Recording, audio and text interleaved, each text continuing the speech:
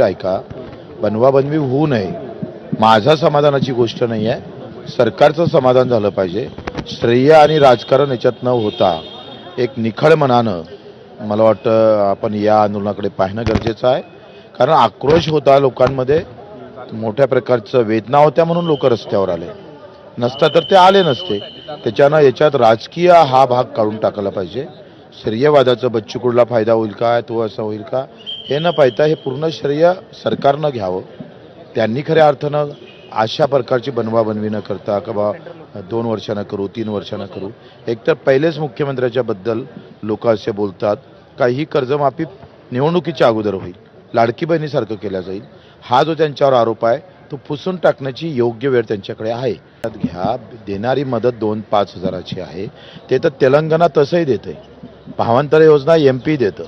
तुम्ही मुख्यमंत्री महोदय असं बोलू नका प्लीज. तुमच्या तोंडातून हे वाक्य चांगलं दिसत नाही. भावांतर योजना तुम्ही खरेदी केंद्र सुरू केले का? नाही केले. 2000 सोयाबीन विकावं लागली, हे चित्र तुम्ही पाहिलं का? 3000 4000 कापूस विकावं लागला, याची तुम्हाला खंत वाटतं का? भावांतर योजना बाजूचं राज्य MP देतं, कुठेही माल विका, पण MSP एवढे पैसे ते देणार अशी योजना आखतं. ते तुमच्यापेक्षा जास्त करतं, हे विचार लक्षात घ्या. सगळ्यात जास्त देशात महाराष्ट्रातला शेतकरी अडचणीत आहे इतर राज्यापेक्षा. तेलंगणा दुष्काळ नाही पडो, काही नाही पडलं तरी प्रत्येक पिकामागं एकरामागं 5000 देतं. हे लक्षात घेतलं पाहिजे. आणि कर्जाचं टेन्शन घेऊन डोक्यावर घेऊन तो कसा जगणार आहे? कसा जगेल? तुम्ही सांगा. दुसरी आवक आहे का त्याच्याकडे?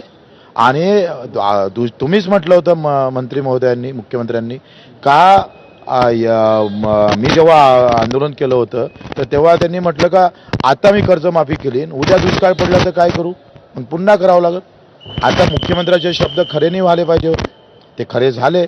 दुष्काळ पडला, तुम्ही बोललेले शब्द पुन्हा आठवा मुख्यमंत्री महोदय, आणि ते बोलले त्याच्यावर विसर पडू देऊ नका, एवढीच इच्छा आहे. आता दिवस ऐतिहासिक राहील. रणनीती कशी बैठकीची आहे या सरकारला? रणनीतीचा काही गरज नाही. मला वाटतं नीती चांगली आहे आमची, तेवढं फार महत्त्वाचं. आजचा दिवस शेतकऱ्यांसाठी ऐतिहासिक राहील असं वाटतं. बिलकुल, ते देवाभाऊवर अवलंबून आहे.